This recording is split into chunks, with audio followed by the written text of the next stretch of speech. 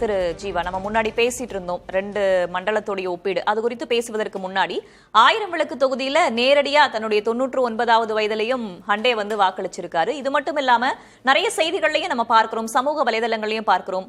முதியவர்களாக இருந்தாலும் சரி, இளைஞர்கள் வருவது அப்படின்றது பார்க்கிறோம். 85 வயதிற்கு மேற்பட்டவர்கள் தபால் வாக்கு செலுத்தலாம்னு இருந்தாலும் கூட முதியவர்கள் நேரடியாக வாக்குச்சாவடிக்கே வாக்கு செலுத்துறாங்க. என்ன மாதிரியான மாற்றத்தை இது உருவாக்கி இருக்கு? ஹண்டே அவர்களை பற்றி சொல்லும் போது, ஹண்டே எழுந்தால் சண்டே அப்படின்னு அண்ணா சொல்லுவார். 67ல் சுதந்திரா கட்சி சார்பாக வெற்றி பெற்றவர். அப்போ கூட்டணியாக இருந்து அதுக்கப்புறம் அவங்க எதிர் துருவங்களில் சட்டமன்றத்தில் ரொம்ப அழகாக பேசுவார். அண்ணாவுக்கும் அவருக்கும் தான் பயங்கரமான சண்டை சுவாரஸ்யமாக இருக்குன்னு சொல்லுவாங்க. அண்ணா மரணத்தின் போது ஒரு மருத்துவராகவும் அரசியல்வாதியாகவும் உடன் இருந்தவர். அதே போல் எம்ஜிஆர் மரணத்தின் போதும் அப்போ தொடக்கத்தில் ஹெல்த் மினிஸ்டராக இருந்தார். அவர் ஒரு அரசியல்வாதியாகவும் மருத்துவராகவும் உடன் இருந்தவர். ஜெயலலிதா மரணத்தின் போதும் உடன் இருந்தவர். இந்த மாதிரி 3 முதலமைச்சர்களுடன் பயணித்தவர். அவங்களுடைய கடைசி காலத்தில் அவர் டாக்டராகவும் ஒரு அரசியல்வாதியாகவும் இருந்தவர் ஹண்டே. இப்போ கடைசியாக சுதந்திரா கட்சி ஏடிஎம்கே மாதிரி இருந்தார். இப்போ அவர் பாஜகவில் இருக்காருன்னு நினைக்கிறேன், பாஜகவில் தான் இருக்கார் அப்படின்னு. ஸோ அவர் ஒரு நார்மல் பர்சன் கிடையாது, ஒரு பர்சனாலிட்டி. அவர் பொலிட்டிக்கல் பர்சனாலிட்டி. அவர் இதை ஒரு செய்யணுங்கிற உணர்வோடையே செஞ்சுருக்கார். அவர் ஒரு பிரபல மருத்துவ ஹாஸ்பிட்டல் கூட இங்கே தான் இருக்குது, அண்ணா நகர்கிட்ட தான் இருக்குன்னு நினைக்கிறேன். அதனால் அவர் இப்படி செய்திருப்பதுங்கிறது நல்ல உதாரணம் தான். அவர் ஒரு அரசியல்வாதி. தேர்தலுங்கிறது அவங்க அரசியலில் ரொம்ப முக்கியம். குறிப்பாக 80 சைதாப்பட்ட தேர்தலில் அவர் வாங்கின வாக்குகள்லாம் அவ்வளோ இதாக முக்கியமாக அண்ணா நகர் நினைக்கிறேன், அண்ணா நகரில் வாங்கிய வாக்குகள் அவ்வளோ முக்கியமாக பேசப்பட்டது. கலைஞருக்கு எதிராகவே நிறைய ஓட்டுகள் வாங்கினார். கலைஞர் தான் வெற்றி பெற்றாலும் கிட்டத்தட்ட அவர் கலைஞருக்கே டஃப் கொடுத்தாரு. கலைஞருக்கே டஃப் கொடுத்தாரு. ஏன்னா கலைஞர் அந்த அளவுக்கு இதாக போனதில்லை, அந்த அளவுக்கு கலைஞருக்கே டஃப் கொடுத்தாருங்கிற அளவுக்கு பேசப்படுபவர் ஹண்டே. ஸோ அவரை முன்மாதிரியாக வச்சு அவர் பிஜேபிக்காரராக வேறு இப்போ இருக்கிறதுனால மோடி அவர்கள் சொல்லியிருக்கிறாங்க. இதில் நம்ம அரசியலுக்கு அப்பாற்பட்டு ஜனநாயக கடமை, முதியோர்கள் 100 வயசு ஆளே வரும்போது 19 வயசு பையன்லாம் தூங்காதீங்கடா வாங்கன்னு சொல்கிறது அது நம்ம அரசியல் இல்லை, அது ஒரு வரவேற்க வேண்டிய விஷயம் தான். நிச்சயமாக. இப்போ விஜயனுடைய இந்த வாக்கு சதவீதம், விஜயோட ஓட்டு தானே அதிகரித்து இருக்கலாம் அப்படிங்கிற கான்செப்ட், இது ஒருவேளை விஜயனுடைய வாக்குகளாக இருந்தால் மிகவும் வருத்தப்படக்கூடியது அதிமுக தான். மிகப்பெரிய அளவில் பின்னடைவை அதிமுக சந்திக்க போகுது. இது முழுமையாக விஜய்க்கு தான் இந்த வாக்குகள் அப்படிங்கிற ஒரு கான்செப்ட் வந்துச்சுன்னா திமுகவினுடைய எண்ணிக்கை அதிகரிக்கும், மிகப்பெரிய அளவில் அதிகரிக்கும். 170, 180, 200 வரையும் கூட போக வாய்ப்பு இருக்குது. ஆனால் 2வது இடத்துல அதிமுகவை அழிச்சிட்டு தாவேகா நிற்கக்கூடிய ஒரு சூழல் வரும். அது தமிழ்நாட்டினுடைய 70 ஆண்டு கால பேட்டனையே மாற்றக்கூடிய ஒரு விஷயமா போகும். அப்படி போகக்கூடாது, போக வேணான்னு நம்ம நினைக்கிறோம். ஆனால் அதிமுகவுக்கு அந்த நினைப்பு இருக்கா, அந்த பயம், பதட்டம், அந்த உணர்வு இருக்கான்னு தெரியல. ஏதோ டிடிவி தினகரன் இன்னைக்கு காலையில் லிட்டில் பூச்சிகளை பார்த்து பதறாதீங்கன்னாரு. பட் இவங்க தான் விஜய்க்கு பிள்ளையார் சொல்லி போட்டிருக்கோம் வாங்கலாம் கூப்பிட்டது. ஸோ இப்போ அவங்க உணர்றாங்களா என்னன்னு தெரியல. ஆனால் அதிமுகவுக்கு மிகப்பெரிய அடினா மேற்கு மண்டலம் இந்த அளவுக்கு வராதுன்னு தான் நான் நினச்சேன். நான் சென்னையே தொடக்கத்துலேருந்தே சொன்னாங்கங்க, சென்னை தாங்க விஜய் பாருங்க. அதனால தான் அவங்க எல்லாருமே இங்கே நின்னாங்க, முக்கியமான ஆட்கள்லாம். சென்னையில் அவர் அடிக்கிறாருங்க. கண்டிப்பாக 8, 9 தொகுதி 2வது இடம் தாங்க.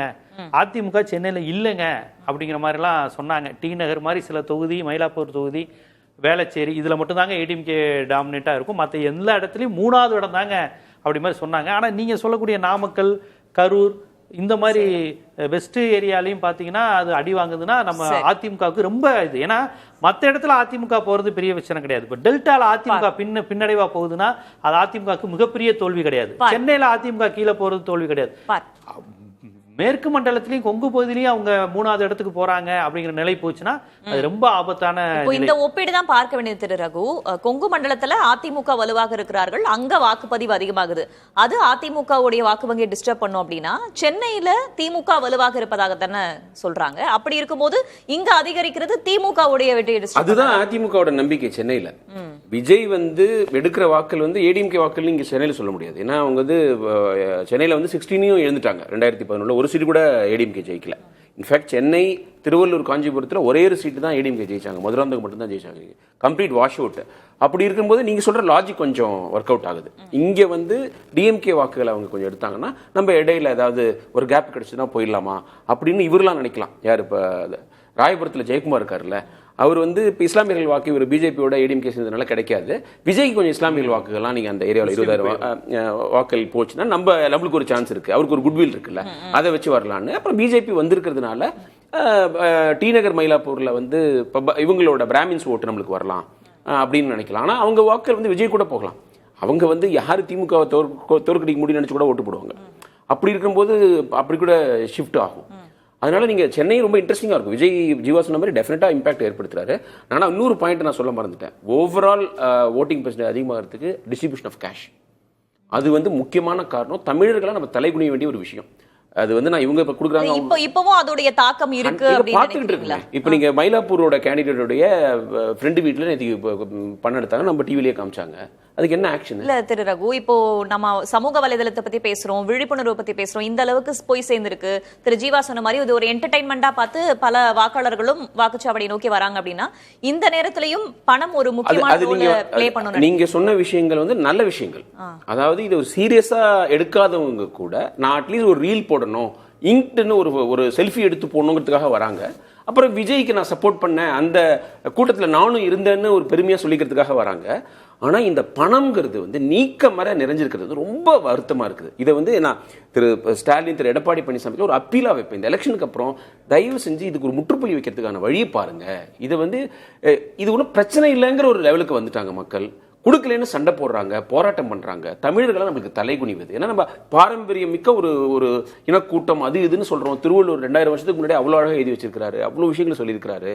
இந்த பெருமை உள்ள நம்ம கீழடியில வந்து நாங்க ஒரு பெரிய நாகரிக தொன்மை உள்ள ஒரு இனக்கூட்டம்னு சொல்றோம். அங்க கிடைச்சிருக்கிற பொருள்லாம் வச்சு இதெல்லாம் வச்சுக்கிட்டு நீங்க வந்து நான் பணம் கொடுப்போம் வாக்குகளுக்குன்னு சொல்றது, அதை ஜஸ்டிஃபை பண்றது, அது பிரச்சனையே இல்லைன்னு நினைச்சு அடுத்த கட்டத்துக்கு மூவ் ஆகுறது. அப்புறம் அவங்க வாக்காளர்கள் வாங்குறாங்க, என்ன பண்ண முடியும்? அல்லது வாக்காளர்கள் மேல தப்பு இருக்குன்னு ஒருத்தங்க சொல்றாங்க. கொடுக்கறவங்க தான் என்ன பொறுத்த வரைக்கும் தப்பு. கொடுத்தாதானே வாங்குவாங்க. அவங்க ஏழ்மை நிலையில் இருக்கிறவங்க கொடுத்தா வாங்க தான் செய்வாங்க. நீங்க கொடுக்காம இருக்கணும். நீங்க இப்போ வந்து 5 வருடம் அருமையான ஆட்சி பண்ணிருக்கோம்னு சொல்றாரு திரு ஸ்டாலின். அப்படி இருக்கும்போது நீங்க கொடுக்கணும். நல்ல திட்டங்கள் கொண்டு வந்திருக்காங்க. இந்த உரிமை தொகை நல்ல விஷயம், பேருந்து இலவச பயணம் ரொம்ப நல்ல விஷயம், மாணவர்களுக்கு கொடுக்குறாங்க, எல்லாமே பண்ற போது அப்புறம் ஏன் இதை நீங்க கண்டினியூ பண்றீங்க? அவருக்கு தெரியும் இல்லையா, மனசாட்சிப்படி பார்த்தா அவங்க கட்சிக்காரங்க கொடுக்குறாங்கிறது அவருக்கு தெரியும். இதுக்கு ஒரு முற்றுப்புள்ளி வைக்கணும். பணம் இருந்தா கொடுப்போம், ஜெயிக்கிறது முக்கியம்னு நினைக்காம நம்ம தமிழ்நாட்டோட நலனை இந்த பணங்கிற விஷயமே ஓட்டுக்கு கொடுக்கறது ரொம்ப ஒரு மோசமான கேவலமான விஷயம்னு எல்லா அரசியல் கட்சியும் நினைக்கணும்னு நான் இப்போ ஒரு அப்பீலாக வைக்கிறேன். ஜனநாயக திருவிழாவின் சிறப்பு நேரலையில் நாம் இணைந்திருக்கிறோம். இன்னும் 40 நிமிடத்தில் இந்த வாக்குப்பதிவுக்கான நேரம் நிறைவடைய இருக்கிறது. 6 மணிக்கோடு நிறைவடைய இருக்கிறது. அதற்கு முன்னதாக வாக்குச்சாவடிக்கு சென்று வரிசையில் நின்றுவிட்டால் டோக்கனை வாங்கிவிட்டு அதற்கு பிறகாக கூட வாக்களிக்கலாம். அது குறித்தும் நாம் பேசிக் கொண்டிருக்கிறோம்.